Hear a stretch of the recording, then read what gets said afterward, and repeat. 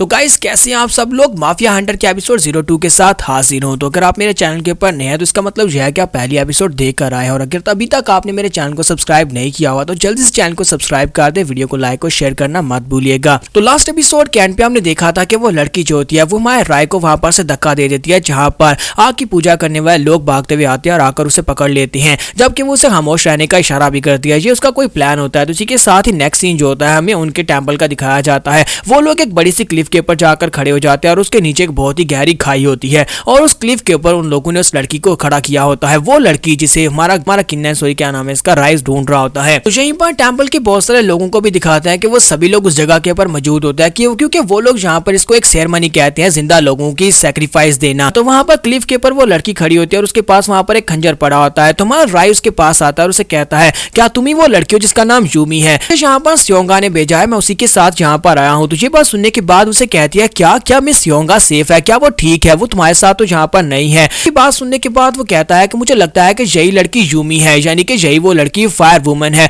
अब यहाँ पर क्या फायदा इस लड़की को ढूंढने का, क्योंकि मैं भी यहाँ पर मरने वाला हूँ। के पीछे जो एक गार्ड होता है वो अपने बाले के साथ उसे कहता है कि जल्दी से आगे बढ़ो, चलो जल्दी से आगे बढ़ो, हम लोग अपनी सेरेमनी को लेट नहीं कर सकते। तो हमारा राय जो होता है क्लिफ के ऊपर जाकर खड़ा हो जाता है और वहां पर उसके नीचे उसे गहरी खाई दिखाई देती है। तो हमारा राय कहता है, क्या मैं यहाँ पर मरने वाला हूँ? मैं यहाँ पर नहीं मर सकता, मैं यहाँ पर बिल्कुल भी नहीं मर सकता, मैं मरने के लिए तो यहाँ पर नहीं आया था। इसी के साथ ही वो लोग घंटा बजाना शुरू करते हैं, क्योंकि अब यहाँ पर उनकी पूजा का वक्त हो चुका है। तो इसी के साथ ही वो लोग कहते हैं कि चलो जल्दी से अब यहाँ पर हम अपनी सैक्रिफिशियल सेरेमनी को स्टार्ट करने वाले हैं। तो लड़के चलो जल्दी से यहाँ पर अपना सैक्रिफाइस दो। तो दूसरी तरफ से वो लड़की यूमी जो होती है अपना नाइफ उठाती है और कहती है, लड़के मैं यहाँ पर तुम्हें बचाने की पूरी कोशिश करूंगी, कम से कम तुम यहाँ पर एक और दिन जी सकते हो। अगर मैं यहाँ पर अपना सैक्रिफाइस पहले देती हूँ तो इसका मतलब यह है कि ये तुम्हें कल के सैक्रिफाइस के लिए जिंदा छोड़ देंगे, क्योंकि हर रोज यहाँ पर ये एक इंसान की बलि देते हैं। प्लेट उठाकर जैसे अपने आप को वहां पर मारने लगती है, तुम्हारा राय एक अच्छा इंसान बनता है और उसे बचाने के लिए आगे बढ़ता है। उसे कहता है प्लीज ऐसा मत करो। जब वो उसे बचाने के लिए आगे बढ़ा होता है उसका पाव एक पत्थर के साथ टकराता है और हमारा राय जो होता है उसका बैलेंस डिसबैलेंस हो जाता है और वो वहां पर से नीचे गिर जाता है। तुम्हारा राय उस क्लिफ के ऊपर से नीचे की तरफ गिर रहा होता है। वो कहता है ऐसा नहीं हो सकता, ऐसा बिल्कुल भी नहीं हो सकता, मैंने आज तक जो कुछ भी किया वो सब कुछ अब यहाँ पर खत्म होने वाला है। फिर साथ ही वो कहता है कि मुझे यहाँ पर मॉम की याद आ रही है। हालांकि मुझे अपनी मॉम ज्यादा याद भी नहीं है, लेकिन लगता है कि मरने से पहले वो मुझे याद आ रही है, मरना बिल्कुल भी नहीं चाहता। तो जब वहां पर नीचे की तरफ गिर रहा होता है, इसी के साथ ही वहां पर स्योंगा पहुंच जाती है। तो स्योंगा उसे कहती है कि जरा मुझे कसकर पकड़ना, और वो उसे आकर एक रस्सी के साथ लटक कर वहां पर पकड़ लेती है। वो एक रस्सी बांधकर ऊपर से नीचे की तरफ लटकी होती है। तो हमारा राय भी इस बात से काफी ज्यादा हैरान होता है और कहता है कि तुमने मुझे धोखा नहीं दिया, मुझे तो लगा कि तुमने यहाँ पर मुझे धोखा दिया है। और इसी के साथ ही वो उसे कहती है कि तुम तो कुछ ज्यादा ही इमोशनल हो, तुम्हें क्या लगा कि मैं वाकई में तुम्हें धोखा देने वाली हूँ। और साथ ही वो रस्सी के साथ लटक कर उस लड़की की तरफ आगे बढ़ते हैं, यानी यूमी की तरफ आगे बढ़ते हैं। और जैसे वो लोग उसकी तरफ आगे बढ़ते हैं तो इसी के साथ ही स्योंगा जो होती है वो यूमी को भी पकड़ लेती है और वो दोनों को अपने साथ पकड़कर उस रस्सी के साथ लटककर ऊपर की तरफ जाती है। ऊपर की तरफ जाने के बाद ऊपर भी एक रास्ता होता है, वो लोग उस क्लिफ के ऊपर जाकर लैंडिंग करते हैं और बाकी के सभी लोग कहते हैं कि ये लोग यहाँ पर हमारे सेरेमनी के चारे को लेकर जा रहे हैं, हमें इनको पकड़ना होगा, चलो जल्दी से इनको पकड़ो। कि हमारा राय उसे कहता है कि स्योंगा तुमने यहाँ पर जानबूझकर मुझे इन लोगों का चारा बनाया ताकि तुम्हें यहाँ पर सैक्रिफिशियल सेरेमनी की जगह का पता चल सके। अब जबकि तुम्हें पता है तो आगे का प्लान बताओ, आगे हम लोग क्या करने वाले हैं। तो वो उसे कहते हैं सबसे पहले तो मुझे यहाँ पर तुम्हारे वेपन की जरूरत पड़ेगी, चलो जल्दी से यहाँ से भागना स्टार्ट करो। और वो लोग इसी के साथ ही वहां से भागना शुरू करते हैं। तो यहाँ पर स्योंगा ने वेपन की जरूरत पड़ेगी इसलिए कहा है क्योंकि उसने राय के पास उसकी बंदूक ले ली है। तो इसी के साथ उन्हें भागते हुए दिखाते हैं कि वो लोग वहां से भागकर जा रहे होते हैं। तो सामने की तरफ भागकर जा रहे होते हैं, जबकि इनके पीछे आग की पूजा करने वाले लोग लगे होते हैं, वो लोग अपने बाले फेंक रहे होते हैं। तो ये सभी लोग आगे की तरफ भागकर जा रहे होते हैं और कहते हैं कि हमें इनसे बचना होगा, ये तो पीछे से हमारे पर अटैक किए जा रहे हैं, अगर ये लोग वहां पर हमारा सैक्रिफाइस नहीं दे पाए तो ये लोग यहीं पर हमें मार डालेंगे, चलो जल्दी से भागो। और वहां पर सामने उन्हें एक रास्ता दिखाई देता है। तो हमारा राय कहता है कि वहां पर सामने एग्जिट है, हमें तेज तेज भागना होगा ताकि हम लोग इस एग्जिट से बाहर जा सकें। इसी के साथ ही एक बाला जो होता है वो सीधा स्योंगा की तरफ आगे बढ़ता है। स्योंगा जो होती है उससे बचने के लिए पीछे की तरफ घूमती है, तो वो बाले के साथ वहीं पर ग्राउंड के ऊपर गिर जाती है। और ग्राउंड के ऊपर गिरने के बाद वो बाला उसके बालों के अंदर धंस जाता है और ग्राउंड के अंदर वो गुदाल बाला धंसा होता है, जिसकी वजह से वहां से निकल नहीं पा रही होती। तो वो कहती है मेरे बाल यहाँ पर फंस चुके हैं। और इसी के साथ ही एक और बाला सीधा उसकी चेस्ट की तरफ आगे बढ़ रहा होता है और वो अपनी आंखें बंद कर लेती है, जबकि हमारा राय आगे बढ़ता है और जाकर उस बाले को पकड़ लेता है और उसे बचा लेता है। फिर साथ उसी बाले के साथ उसके बाल काटता है और कहता है कि प्लीज माफ करना पर मुझे तुम्हारे बाल काटने पड़ेंगे। तो वो उसके बाल काट देता है और उसे कहता है कि चलो जल्दी से आप भागो। और इसी के साथ वो लोग फिर से भागना शुरू करते हैं और उनके सामने वहां पर एग्जिट होता है, वो एक छोटा सा होल का दरवाजा होता है। वो लोग उस दरवाजे से बाहर निकलते हैं। जैसे वो लोग वहां से बाहर निकलते हैं तो हमारा राय जल्दी से उसका दरवाजा बंद करता है, दरवाजा बंद करके खुद उसके सामने खड़ा हो जाता है। तो राय दरवाजे के सामने खड़ा होकर उसे ब्लॉक कर रहा था, जबकि दूसरी तरफ से आग की पूजा करने वाले लोग उस दरवाजे को तोड़ने की कोशिश कर रहे होते हैं और धक्के दे रहे होते हैं। राय कहता है कि मैं इस दरवाजे को छोड़ नहीं सकता, वो लोग बाहर आ जाएंगे। तो साथ ही वो अपने पास अपनी बो एरो निकालता है और उसे यूमी की तरफ फेंकता है और कहता है जे लो तुम भी मेरा एक वेपन रखो, इस वेपन को लो, जल्दी से यहाँ से निकल जाओ। अगर रास्ते में कोई आग की पूजा करने वाला दिखाई दिया तो उसे मारकर निकल जाना, मैं यहीं पर रुकूंगा। तो सियोंगा यूमी से कहती है कि अगर तुम यहाँ पर इसी रास्ते से बाहर की तरफ जाती हो तो वहां पर तुम्हें नीचे क्लिफ के नीचे पानी में एक बोट मिलेगी, उस बोट के रास्ते से तुम दूसरे आइलैंड के ऊपर निकल सकती हो। जबकि हमारा राय से कहता है कि तुम यहाँ पर क्या कर रही हो, अपनी दोस्त यूमी को अपने साथ लो, दोनों यहाँ से निकल जाओ, जबकि मैं यहाँ पर इनको रोक कर रखूंगा। इसी के साथ हमारा राय जो होता है वहां पर बहुत ही हैरान कुन एक्सप्रेशंस देता है। वो कहता है ये तुम्हें क्या कर रही हो। तो वो सामने की तरफ देखता है तो यूमी ने उसी की बो एरो को उसी की तरफ कर दिया होता है और उसके ऊपर निशाना लगाया होता है। तो वो कहता है कहीं तुम पागल तो नहीं होगी, ये तुम क्या कर रही हो। तो यूमी उसे कहता है कि तुम्हें क्या लगता है कि मैं यहाँ पर क्या कर रही हूँ, मैं अपनी जान बचा रही हूँ, मैं यहाँ पर तुम्हारे जैसे ऑफरिंग्स को कैसे छोड़ सकती हूँ, क्योंकि तुम यहाँ पर बलि के बकरे हो, अगर तुम नहीं मरोगे तो फिर वो लोग मुझे मारेंगे, तो इसी वजह से मैं तुम्हारे जैसे बलि के बकरों को पकड़ती हूँ। मैं यूमी जो है ये ना तो कोई अच्छी लड़की है और ना ही यहाँ पर कोई फायर गर्ल है, यानी कि ये एक बहुत ही बुरी लड़की है और यहाँ पर इन लोगों के साथ मिलकर काम करती है, इन आग की पूजा करने वाले लोगों के साथ मिलकर, क्योंकि आग की पूजा करने वाले लोगों ने इसे कभी पकड़ा था और उसके बाद इसने उनके साथ डील की थी कि वो बाहर से उनके लिए नया चारा पकड़ कर लाएगी ताकि वो उनकी कुर्बानी दे सके। हमेशा बाहर जाकर लोगों के साथ अच्छा बर्ताव करती है। तो वो कहती है मैंने बाहर जाकर इस कमीनी सियोंगा के साथ अच्छा बर्ताव किया, लेकिन मैं इसे अपने साथ लेकर नहीं आ सकी। हमारा राय उसकी बात सुनने के बाद हैरान होकर उसे कहता है कि यहाँ पर क्या बकवास की जा रही है, इसका मतलब यह है कि तुम फायर वुमन नहीं हो, यानी कि तुम वो फायर बिल्डिंग गर्ल बिल्कुल भी नहीं हो। तो वो कहती है नहीं, मैं वो लड़की बिल्कुल भी नहीं हूँ, मैंने यहाँ पर जानबूझकर ये खबरें फैलाई थी अपने बारे में, सभी लोगों को लगे कि मैं यहाँ पर इन लोगों के पास हूँ, आग की पूजा करने वाले लोगों के टेंपल में हूँ, ताकि लोग मुझे बचाने के लिए यहाँ पर और हम लोग उन लोगों को पकड़कर यहाँ पर उनको कुर्बान कर दें। तो रूमियो से कहते हैं कि तुम दोनों प्लीज मुझे माफ करना, अगर मैं यहाँ पर आज इनके लिए कोई चारा लेकर नहीं आ पाती तो ये लोग मुझे ही मार डालते, लेकिन ये बेवकूफ सियोंगा ये अपने साथ साथ यहाँ पर तुम्हें भी लेकर आ गए और तुम भी एक बहुत बड़े बेवकूफ हो कि तुम्हें यहाँ पर इस लड़की की बातों के ऊपर भरोसा हो गया और तुम इस लड़की के साथ यहाँ पर चले आए। अब जबकि मैं यहाँ पर इन लोगों के लिए दो ऑफरिंग्स लेकर आई हूँ तो मुझे लगता है कि ये लोग बहुत ज्यादा खुश हो जाएंगे, हो सकता है कि मुझे यहाँ पर अपनी आग की पूजा करने वाले पुजारियों का एक हिस्सा बना ले, यानी कि आज के बाद से मुझे यहाँ पर अपने जिंदा रहने के लिए चिंता करने की जरूरत नहीं है, अगर मैं इनके टेंपल को ज्वाइन कर लेती हूँ तो फिर मुझे यहाँ पर कुर्बान नहीं होना पड़ेगा। पहले मुझे लगा कि तुम वहाँ पर अकेले हो तो इसी वजह से मैंने वहाँ पर अपना नाइफ उठाया और जानबूझकर अपने मरने का नाटक किया ताकि तुम्हें लगे कि मैं यहाँ पर अपनी कुर्बानी देने वाली हूँ और तुम वहाँ पर अपनी जगह मेरी जगह के ऊपर खुद कुर्बान हो जाओ, और तुमने बिल्कुल ऐसा ही किया। लेकिन अफसोस सियोंगा वहाँ पर पहुंच आई और सियोंगा ने तुम्हें बचा लिया और साथ में मुझे भी वहाँ पर से उठा लिया, लेकिन अब यहाँ पर मुझे तुम दोनों को वापस लेकर जाना होगा। हमारा राय कहता है मैं तो क्या, मैं तो नहीं बचता, मैं तो यहाँ पर पहले बचा और अब यहाँ पर फिर से ये लड़की मुझे मार डालेगी। इसी के साथ ही यूमी वहाँ पर अटैक करने के लिए बिल्कुल रेडी होती है, वो अपने एरो रिलीज करने के लिए बिल्कुल तैयार बैठी होती है और कहती है कि सबसे पहले मैं इस बेवकूफ को मारूंगी। तो हमारा राय चिल्लाकर कहता है नहीं, मैं यहाँ पर पहले नहीं मरना चाहता, मैं नहीं मरना चाहता। तो यूमी उसे कहती है नहीं तुम ही मरोगे। इसी के साथ ही वो एरो को रिलीज करने लगती है। जैसे वो एरो को रिलीज करने लगती है हमारा राय और भी जोर जोर से चिल्लाना शुरू कर देता है। जब वहाँ पर एक जोरदार चीख मारता है, इसी के साथ ही वहाँ पर गोली चलने की आवाज आती है। जब वहाँ पर गोली चलने की आवाज आती है तो इसके साथ ही सभी लोग बहुत ज्यादा हैरान हो जाते हैं। दूसरी तरफ से वो लोग यानी आग की पूजा करने वाले जो लोग होते हैं वो लोग दरवाजे के ऊपर एक बड़ी सी लकड़ी के साथ अटैक कर रहे थे ताकि दरवाजा तोड़ सकें। वो लोग कहते हैं कि अचानक से ये आवाज कहां से आई, हम लोगों ने ये आवाज सुनी है, ये तो गोली चलने की आवाज है। तो हमारा राय जो होता है बेचारा वहां पर वो तो बेहोश होने की कगार पर पहुंच चुका होता है। वो कहता है कि यहाँ पर गोली चलने की आवाज कहां से आई है, और इसी के साथ ही दिखाते हैं कि यूमी की बॉडी के गोली आर पार हो चुकी होती है और वो बुरी तरह जख्मी होती है। और इसी के साथ ही यूमी कहती है ऐसा नहीं हो सकता, ऐसा बिल्कुल भी नहीं हो सकता, और वो ग्राउंड के ऊपर गिर जाती है और वहीं पर मर जाती है। इसी के साथ ही सियोंगा की तरफ दिखाते हैं कि वहां पर नीचे बैठी होती है और उसके हाथ में हमारे राय की बंदूक होती है। तो वो कहती है कि मैं सिर्फ और सिर्फ अपने दोस्तों को बचाने के लिए ही अपनी फायर पावर्स को यूज करती हूँ। राय जो होता है उसको बंदूक यूज करते हुए देखकर कहता है ऐसा नहीं हो सकता, ऐसा नहीं हो सकता, इसका मतलब यह है कि तुम ही वो फायर वुमन हो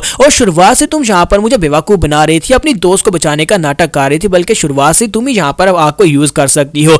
इसी के साथ ही पीछे का दरवाजा टूट जाता है। तो दरवाजा टूटता है और हमारा राय सामने की तरफ उड़ता हुआ जाकर गिरता है। वो सीधा जाकर सियोंगा की टांगों में गिरता है। तो वो सारे के सारे आग की पूजा करने वाले फिर से वहां पर उनका पीछा करना शुरू कर देते हैं। तो हमारा राय कहता है कि चलो जल्दी से यहाँ से निकलते हैं वरना ये लोग तुम्हें पकड़ ही डालेंगे। और जैसे वो लोग भागकर सामने की तरफ जाते हैं तो वहां पर से कुछ सब्जेक्ट्स निकल आते हैं जो कि जायंट सब्जेक्ट्स होते हैं और वो लोग भी आग की पूजा करने वालों के साथी होते हैं। तो वो एक तरफ से उनको ब्लॉक करते हैं और दूसरी तरफ से वो गार्ड्स होते हैं जो कि उनके पीछे दरवाजा तोड़कर निकले हैं। तो हमारा राय कहता है कि आखिर इन लोगों के पास इतने सारे जाइगेंटिक टेस्ट सब्जेक्ट्स आए कहां से हैं। उनके पीछे जो गार्ड्स होते हैं वो सारे अपने अपने बाले लेकर आगे बढ़ते हैं और कहता है कि तुम लोगों को यहाँ पर अपने गुनाहों का पश्चाताप करना होगा, तुम्हें यहाँ पर इस बात को मानना होगा तुम लोगों ने क्या क्या किया है और यहाँ पर हमारे लिए बलि ही चढ़ना होगा ताकि हमें आग वापस मिल सके। तो वो सभी लोग एक साथ अपने बाले लेकर उनके ऊपर अटैक करने के लिए आगे बढ़े होते हैं। जब वो सभी लोग अपने अपने बाले लेकर उनकी तरफ आगे बढ़ते हैं, इसी के साथ ही हमारी स्योंगा को दिखाते हैं कि स्योंगा अपने हाथ आगे बढ़ाती है और राय से कहती है मुझे लगता है कि अब मेरे पास और कोई रास्ता नहीं बचा, अब यहाँ पर बचने के लिए मुझे यहाँ पर तुम्हारे दिल को फोड़ना ही पड़ेगा। और इसी के साथ ही वो आगे बढ़कर हमारे राय को किस कर देती है। जब उसे किस करती है तो हमारे राय के दिल की धड़कन बहुत ज्यादा बढ़ जाती है। जब उसकी दिल की धड़कन बढ़ जाती है तो वो एक मॉन्स्टर बन जाएगा, इसी वजह से वो यहाँ पर उसे किस करती है। जैसे वो वहां पर राय को किस करती है तो इसी के साथ ही हमारे राय की बॉडी चमकना शुरू हो जाती है और साथ ही वो पीछे की तरफ भागना शुरू करते हैं, क्योंकि वो सारे के सारे बाले जो होते हैं उनके ऊपर नीचे गिरते हैं। वो बाले जैसे वहां पर ग्राउंड के ऊपर गिरते हैं, हमारा राय जो होता है वो मॉन्स्टर्स फार्म में आ जाता है। मॉन्स्टर्स फार्म में आने के बाद उसकी बॉडी के अंदर से बहुत सारी फॉग निकलती है, बहुत सारा धुआं निकलता है, जिसकी वजह से वहां पर जो स्मोक स्क्रीन क्रिएट होती है और उन्हें कुछ भी दिखाई नहीं देता। वो लोग कहते हैं कि वो कहां पर चले गए, क्या हम लोगों ने उन्हें पकड़ लिया, क्या वो लोग मर गए। तो वो कहते हैं नहीं, पता नहीं क्या हुआ, वहां पर हमने अपने बाले तो फेंके थे, लेकिन ये जो फॉग है जो पहले से बहुत ज्यादा थिकर होती जा रही है, हमें वहां पर कुछ भी दिखाई नहीं दे रहा। उनमें से कहता है कि वहां पर देखो, मुझे लगता है कि वहां पर कुछ है। तो वहां पर वो लोग सामने की तरफ देखते हैं तो वहां पर हमारे राय ने अपनी जैकेट को उतार दिया होता है और वो बाले जो होते हैं उसकी जैकेट के आर पार होते हैं। तो वो कहते हैं नहीं, वो यहाँ पर नहीं है, ये तो सिर्फ और सिर्फ उसकी जैकेट है। तो साथ उन्हें वहां पर सामने से कोई चीज आती हुई दिखाई देती है, तो वो लोग कहते हैं वहां पर से कोई चीज हमारी तरफ आ रही है। तो एक बड़ा सा जायंट जो होता है वो उड़ता हुआ उनकी तरफ आगे बढ़ता है, तो वो सीधा आकर उनके साथ टकराता है। वहां पर काफी सारे उसके साथ टकराकर पीछे की तरफ गिर जाते हैं। तो वो लोग कहते हैं कि वहां पर क्या हो रहा है, हमारा एक जायंट टेस्ट सब्जेक्ट जहां पर इस तरह हवा में कैसे उड़ सकता है। तो हमारे राय को दिखाते हैं कि हमारा राय वहां पर खड़ा होता है और राय की पावर्स जो होती है वो रिलीज हो चुकी होती है और वो एक मॉन्स्टर बन चुका होता है। मॉन्स्टर बनने के बाद वो स्योंगा से कहता है क्या तुम्हें मेरे पर भरोसा है, अगर तुम्हें मेरे पर भरोसा है तो फिर सामने की तरफ भागती जाना, बिल्कुल भी रुकना मत, चाहे कुछ भी हो जाए रुकना मत। तो वो कहती है हाँ ठीक है, और साथ ही वो सामने की तरफ भागना स्टार्ट करती है। तो वो कहती है मेरे पास और कोई रास्ता नहीं है, तो फिर मुझे यहाँ पर से भागना ही होगा। तो सबसे पहले अपने बाल बांधती है और कहती है मैं यहाँ पर तुम्हारे पर भरोसा करती हूँ, और फिर सामने की तरफ भागना शुरू करती है। जबकि दूसरी तरफ से गार्ड्स कहते हैं कि चलो जल्दी से उन लोगों को पकड़ लो, हमें उन्हें एक तरफ से रोकना होगा ताकि वहां पर जायंट्स उन्हें पकड़ सकें। तो वो सभी लोग उनके ऊपर अटैक करने के लिए एक तरफ से आगे बढ़ते हैं। तो उस सुराख के अंदर से पीछे बहुत सारे लोग होते हैं, क्योंकि टेंपल के सभी लोग वहां पर आ चुके होते हैं और सभी एक एक करके वहां से निकल रहे होते हैं। और एक तरफ बड़े जायंट्स होते हैं जिनके पास बड़े बड़े हथौड़े होते हैं। राय और स्योंगा दोनों ही ऑपोजिट डायरेक्शन में वहां पर से भागने के लिए तैयार होते हैं।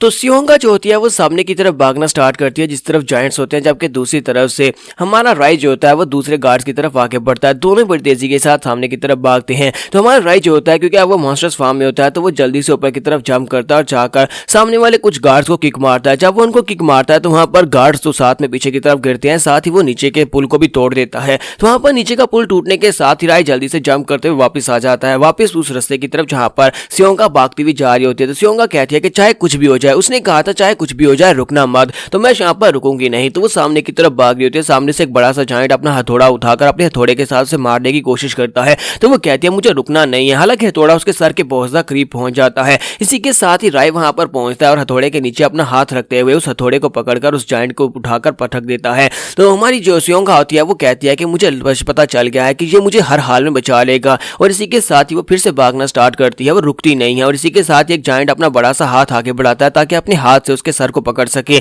लेकिन हमारा राय जो होता है उसको जाकर सर से पकड़ता है और साथ ही उसे किक मारते हुए उठाकर पटक देता है। और इसी के साथ ही स्योंगा फिर से सामने की तरफ भाग रही होती है। तो हमारा राय उसके आसपास जितने भी जायंट्स होते हैं उन सभी को बहुत ही बुरी तरह से उठाकर पटक रहा होता है ताकि वो बड़ी आसानी से वहां पर से जा सके। तो वो एक बड़ा सा हथौड़ा उठाकर एक जायंट को मारता है। वहां पर रास्ते में बहुत सारे लोग होते हैं, वो सभी लोग वहां पर अपने एग्जिट को सील करने की कोशिश कर रहे थे। वो लोग कहते हैं कि हमें एग्जिट को सील करना होगा। सभी दरवाजे के सामने खड़े हो जाते हैं और बाहर की तरफ से दो गार्ड्स होते हैं वो दरवाजे को बंद कर देते हैं। वो लोग दरवाजे को वहां पर बंद करते हैं और कहते हैं कि हमने दरवाजे को बंद कर दिया, फाइनली हमने उसे पकड़ लिया। और वो सभी गार्ड्स अंदर जो है वो सभी लोग उस लड़के को नहीं छोड़ेंगे, वो उस लड़के को अंदर ही पकड़कर मार डालेंगे। लेकिन इसी के साथ एक हथौड़ा जो होता है वो दरवाजे के बाहर आता है। तो वो लोग कहते हैं जी तो बहुत ही बुरा है, ये दरवाजा तो ओपन रह गया, क्योंकि वो थोड़ा दरवाजे के आर पार होता है, इसी वजह से दरवाजा कंप्लीटली शट ऑफ नहीं हुआ होता। तो इसी के साथ ही दरवाजे के साथ आकर कोई चीज टकराती है। तो हमारा हीरो राय जो होता है वो स्योंगा को अपने साथ लेकर दरवाजे के ऊपर किक मारता है और दरवाजा उखड़ जाता है। वो दरवाजा वहां से बाहर की तरफ गिर जाता है और वो दोनों दरवाजे के ऊपर चढ़ जाते हैं, बिल्कुल जैसे समुद्र के अंदर सर्फ बोर्डिंग की जाती है। वो उसके ऊपर बैठकर वहां पर से ऊपर से क्लिफ के ऊपर से नीचे की तरफ गिर रहे होते हैं।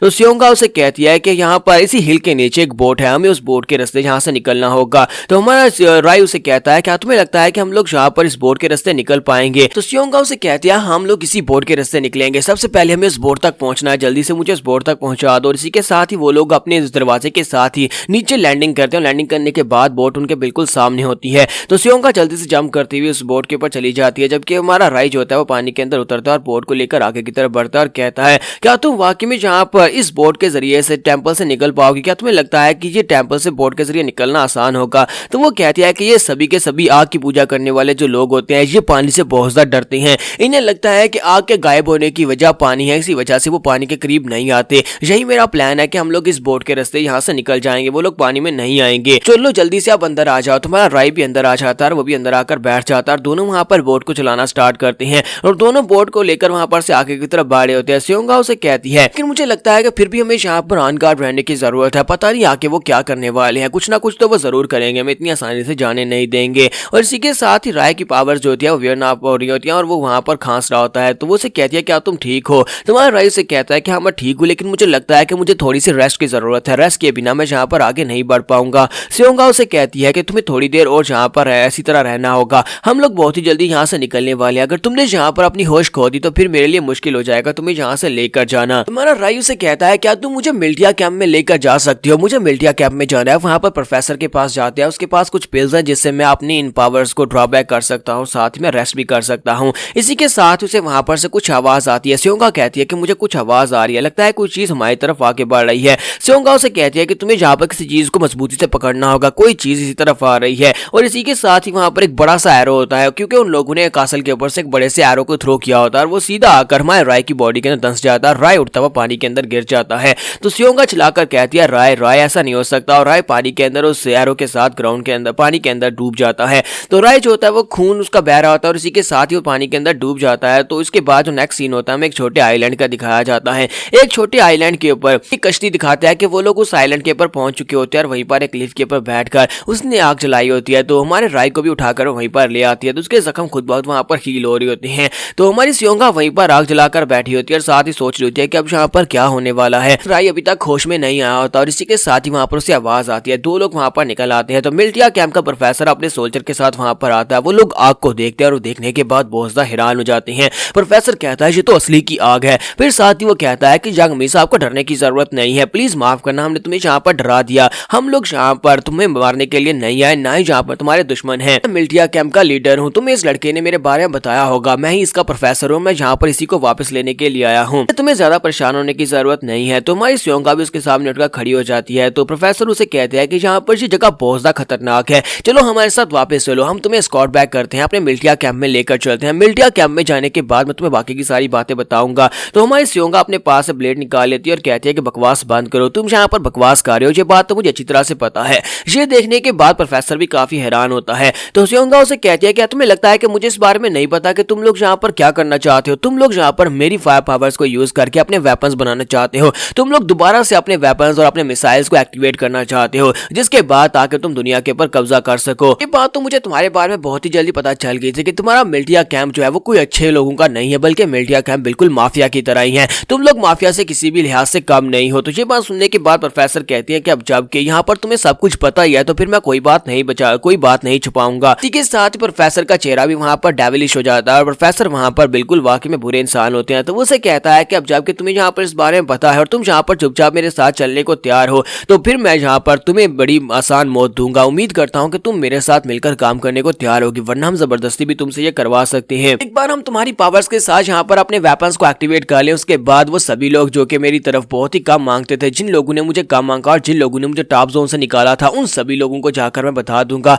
कि असल में यहाँ पर हुकूमत करने लायक सिर्फ और सिर्फ मैं ही हूँ। नहीं लगता कि यहाँ पर अगर हमारे वेपन्स, हमारे टैंक, हमारे मिसाइल्स हमें वापस मिल जाते हैं तो उसके बाद यहाँ पर टॉप फोर्स कौन सी होने वाली है। मिल्टिया कैंप ने पहले यहाँ पर अपनी मिलिट्री बेस बनाई हुई है और उसके बाद यहाँ पर एक छोटी हुकूमत की तरह हम लोग अपनी हुकूमत बनाकर रखे हुए हैं, और जब हम लोग यहाँ पर वेपन्स को हासिल कर लेंगे तो हम लोग पूरे के पूरे टॉप जोन के ऊपर कब्जा कर सकते हैं। इसी के साथ उसका गार्ड भी अपनी तलवार निकालता है और सियोंगा के गले पर रख देता है। प्रोफेसर उसे कहते हैं कि अब जबकि तुम्हें सब कुछ पता चल चुका है तो चुपचाप मेरे साथ चलो। प्रोफेसर उसे कहता है कि उन लोगों ने मुझे यहाँ पर एक मिशन दिया था, उसने मुझे कुछ मिलिट्री सोल्जर्स दिए थे और इसी के साथ उन लोगों ने मुझे कहा था कि मुझे नए नए टेस्ट सब्जेक्ट्स को पकड़कर उनको टेस्टिंग साइट के ऊपर भेजना होगा, और मैं बिल्कुल ऐसा ही करता हूँ। जहाँ पर हमारे पास जितने भी रेफ्यूजीज आते हैं हम लोग उनके सामने नौटंकी करते हैं कि हम लोग बहुत ही अच्छे लोग हैं, लेकिन असल में हम लोग उनको पकड़कर उनके ऊपर टेस्ट करते हैं। सियोंगा उसे कहती है तो तुम्हारे कहने का मतलब यह है कि तुम राय जैसे मासूम लोगों को पकड़ते हो और उनके ऊपर इस तरह टेस्ट करते हो और उसके बाद उन लोगों को बिल्कुल बुरी तरह से ट्रीट करते हो जिस तरह से माफिया माफिया के लोग उनको ट्रीट करते हैं। प्रोफेसर आगे बढ़ता है, राय के ऊपर पाँव रखते हुए कहता है कि इस लड़के को लगता है कि मैं इसका बाप हूँ, यानी कि इसके बाप की तरह हूँ, लेकिन असल में ये यहाँ पर मेरे लिए सिर्फ और सिर्फ एक मोहरा था। तुम्हें ढूंढने के लिए मैं इसको यूज कर रहा था। इसके जैसा म्यूटेंट मैंने आज तक नहीं देखा। चोंगा उसे कहती है तुम एक बहुत ही घटिया इंसान हो, जबकि प्रोफेसर अपने हाथ में डंडा पकड़ते हैं और उसे कहता है कि अब जबकि तुम हमारे साथ प्यार से नहीं चलोगी तो फिर मुझे यहाँ पर जबरदस्ती करनी पड़ेगी। मेरे पास और कोई रास्ता नहीं है, मुझे यहाँ पर वायलेंस यूज करना पड़ेगा। और वो अपना डंडा उठाती है और उठाता है और उसी के साथ ही वो सियोंगा को मारने लगता है। लेकिन सियोंगा वहां पर चुपचाप खड़ी रहती है क्योंकि उसे पता होता है कि राय उसे बचा लेगा। तो जैसे ही वो डंडा उसके करीब पहुंचने लगता है, इसी के साथ ही वहां राय उठकर खड़ा हो जाता है। वो उसके हाथ में डंडा और साथ में दूसरे गार्ड की तलवार को भी अपने हाथ में पकड़ लेता है और दोनों को ब्लॉक कर लेता है। प्रोफेसर कहता है कि ऐसा कैसे हो सकता है, तुम होश में कैसे आ गए, तुम तो बेहोश पड़े थे। तो हमारा राय कहता है कि प्रोफेसर मैंने तुम्हारे पर भरोसा किया था। तो वो उसे कहता है कि हाँ, तुम्हें जहाँ पर अपना आप संभालना होगा, तुम्हें मेरे पर भरोसा करना चाहिए। तुमने जहाँ पर जो कुछ भी सुना है वो सब कुछ इस लड़की ने मेरे मुंह से गुलवाया है, ऐसा कुछ भी नहीं है। ये सब कुछ तो मैंने इस लड़की की वजह से यहाँ पर कहा। असल में तो यहाँ पर तुम मेरे बेटे की तरह हो और यहाँ पर जो भी हमने तुमसे वादा किया था वो जरूर पूरा करेंगे। और साथ ही उसने अपने पीछे एक नाइफ भी छुपा रखा होता है। फिर अपने नाइफ को आगे बढ़ाता है और कहता है कि अब यहाँ पर हमारे पास और भी इंपॉर्टेंट चीजें हैं। मैंने 10 साल तक तुम्हारा ख्याल रखा, अपने बच्चे की तरह तुम्हें पाल पोस कर बड़ा किया और अब यहाँ पर तुम्हें मेरे लिए मरना होगा। और इसी के साथ ही वो नाइफ के साथ उसके ऊपर अटैक करता है। लेकिन हमारा राय जो होता है वो क्योंकि उन दोनों से ज्यादा पावरफुल होता है, तो वो दोनों के हाथ से उनके वेपन्स छीन लेता है और कहता है अपनी बकवास बंद करो, तुम मेरे बाप नहीं। और साथ ही वो उसी के डंडे को उसके सर में दे मारता है और ये कि अटैक के साथ प्रोफेसर ग्राउंड के ऊपर गिरता है और वहीं पर मर जाता है। जबकि दूसरे वाला जो होता है वो उसको भी उसका वेपन भी उसके हाथ से छीनता है और इसी के साथ ही डंडा उसके पेट में मारता है, जिससे वो क्लिफ के ऊपर से नीचे गिर जाता है। और इस तरह हमारा राय उन दोनों को मार देता है। उन दोनों के मरने के बाद हमारा राय कहता है कि ऐसा कैसे हो सकता है, ऐसा कैसे हो सकता है कि ये लोग मुझे पिछले 10 साल से धोखा दे रहे थे और मुझे इस बात की भनक भी नहीं लगी। ये लोग वहां पर टेस्ट सब्जेक्ट्स के ऊपर टेस्ट कर रहे थे और मुझे यहाँ पर ये लगा कि मैं रेफ्यूजीज को बचाकर इनके पास लेकर आ रहा हूँ। सीन में सुबह के वक्त का दिखाया जाता है। सुबह के वक्त हमारा राय अपने सामने अपनी बंदूक रखकर बैठा होता है। उसकी बंदूक टूट चुकी होती है, तो उसे कहते हैं प्लीज मुझे माफ करना, तुम्हारे पेरेंट्स ने यहाँ पर तुम्हें बचा लिया। आग की पूजा करने वाले लोगों ने जब वो बड़ा सा एरो तुम्हारे पर फेंका था तो वो बड़ा सा एरो इस बंदूक के अंदर लगा था, जिसकी वजह से तुम्हारी जान बच गई। तो राय कहता है कि जब से मैंने होश संभाला है तब से ये बंदूक मेरे साथ ही रही है। ये मेरे पेरेंट्स की आखिरी निशानी थी और मैं किसी एक जगह भी इस बंदूक के बिना नहीं गया। और इसी के साथ ही वो अपनी टूटी हुई बंदूक को उठा लेता है और उसे अपने कंधे के ऊपर फिर से लटका लेता है। फिर वो जैसे उठकर खड़ा होता है वो कहता है कि मुझे यहाँ पर एक बात की समझ नहीं आ रही, यहाँ पर मैं बिल्कुल ठीक ठाक कैसे हूँ, क्योंकि मुझे तो साइड इफेक्ट्स की वजह से मर जाना चाहिए था। मेरी बॉडी के अंदर साइड इफेक्ट्स हो रहे थे और मुझे लगा था कि मैं बहुत ही जल्दी मरने वाला हूँ। क्रॉसबो अटैक की वजह से मेरी बॉडी के ऊपर जो जख्म थे वो भी बड़ी आसानी से हील हो गए। ऊपर से अब मुझे मेरी बॉडी पहले से ज्यादा लाइटर फील हो रही है, यानी कि मुझे ऐसा महसूस हो रहा है जैसे मैं बिल्कुल ठीक हो चुका हूँ। ये सब कुछ कैसे हो रहा है? भाई वहाँ पर ये सब कुछ सोचते हुए आगे की तरफ चलना स्टार्ट करता है। सियोंगा उसे कहते हैं कि ये तुम क्या कर रहे हो, तुम कहाँ पर जा रहे हो? तो वो कहता है कि मैं मिल्टिया कैंप में जाने वाला हूँ। मेरे पास अब यहाँ पर तुम्हारे साथ रहने की कोई वजह नहीं है, क्योंकि अब यहाँ पर मुझे तुम्हें ढूंढने का कोई मिशन नहीं दिया गया। सियोंगा उसे कहती है लेकिन मुझे लगता है कि अब तुम्हारे पास एक और नया मिशन है, क्योंकि अब यहाँ पर मैं तुम्हें एक मिशन देना चाहती हूँ। क्या तुम मेरे बॉडीगार्ड बनना चाहोगे? तो सियोंगा जैसे उसे ये कहती है तुम्हारा राय वहीं पर रुकता है और उसे कहता है क्या तुमने क्या कहा कि मैं तुम्हारा बॉडीगार्ड बनना चाहता हूँ? ऐसा बिल्कुल भी नहीं है, मैं तुम्हारा बॉडीगार्ड क्यों बनना चाहूंगा? तुम जाओ जाकर किसी और को ढूंढो, उसके साथ जाकर उसे अपना बॉडीगार्ड बना लो। हम दोनों की डायरेक्शंस अलग है, हम दोनों को अलग अलग रास्ते के ऊपर जाना है, मैं तुम्हारे साथ क्यों जाऊंगा? तो सियोंगा उसे कहती है क्या तुम्हें वाकई में लगता है कि तुम यहाँ पर इतनी आसानी से यहाँ पर जा पाओगे और तुम्हें लगता है कि तुम यहाँ पर मेरी रिक्वेस्ट को मना करके जा सकते हो? तुम्हारा राय उसे कहता है प्लीज मुझे माफ करना, लेकिन मुझे लगता है कि मैं यहाँ पर से जा सकता हूँ और तुम मुझे रोक भी नहीं सकती। और इसी के साथ ही जैसे वो थोड़ा सा आगे बढ़ता है वो चिल्लाना शुरू कर देता है। उसकी बॉडी के अंदर जो साइड इफेक्ट्स होते हैं वो एक्टिव हो जाते हैं और वहीं पर ग्राउंड के ऊपर वो गिर जाता है और कहता है ये मेरे साथ क्या हो रहा है? सियोंगा उसे कहती है कि मैंने तुमसे कहा था ना कि तुम इतनी आसानी से मुझसे दूर नहीं जा पाओगे, इसलिए चुपचाप यहाँ पर वापस आ जाओ। हमारे ऊपर एक एक्सपेरिमेंट किया गया था एक पिल के साथ और तुम्हारी बॉडी के अंदर इस वक्त जो बीमारी है उसे बर्नआउट शॉक सिंड्रोम कहते हैं। यह बीमारी एक रिएक्शन की वजह से होती है। इंसान की बॉडी के अंदर जो केमिकल्स होते हैं उन केमिकल्स और बाहर की दुनिया में बर्नआउट शॉक की जो वेव्स हैं, जो जिसके मटेरियल है उसके साथ रिएक्शन की वजह से ये बीमारी होती है। इतना ज्यादा ये बीमारी तुम्हारी बॉडी में फैलेगी, तुम्हें उतना ज्यादा दर्द होगा और एक दिन तुम यहाँ पर मर जाओगे। क्योंकि मैं फायर विल्डिंग वुमन हूँ तो मेरी बॉडी बहुत ज्यादा स्पेशल है। मेरी बॉडी के अंदर से एक स्पेशल हार्मोन निकलता है, एक स्पेशल हार्मोन निकलता है जो कि थोड़े मीटर्स की रेंज तक तुम्हारी बॉडी के अंदर उस बर्नआउट शॉक को दूर रखता है, उस मटेरियल को तुम्हारी बॉडी से दूर रखता है, जिसकी वजह से तुम्हारी बॉडी के ऊपर बीमारी और ज्यादा असर नहीं कर पाती। ठीक है, साथ ही सियोंगा आगे बढ़ती है। जब वो उसकी रेंज में आती है तो इसी के साथ ही हमारा राय बिल्कुल ठीक हो जाता है। तो वो उसे कहती है तुम्हें कैसा लगा? मैंने तुमसे कहा था ना कि तुम्हारा इलाज सिर्फ और सिर्फ मैं ही हूँ। जितना ज्यादा मैं तुम्हारे करीब रहूंगी उतना ज्यादा तुम्हारी बीमारी तुमसे दूर रहेगी। अब यहाँ पर तुम्हारे पास और कोई रास्ता नहीं है, या तो चुपचाप मेरे बॉडीगार्ड बनकर मेरे साथ रहो या फिर यहाँ से चले जाओ और मर जाओ। तो यहाँ पर हम लोग अपनी एपिसोड 02 का एंड करेंगे। तो एपिसोड की एक्सप्लेनेशन अच्छी लगी हो तो कमेंट करके जरूर बताइएगा और वीडियो को लाइक करना मत मत भूलिएगा। Thank you.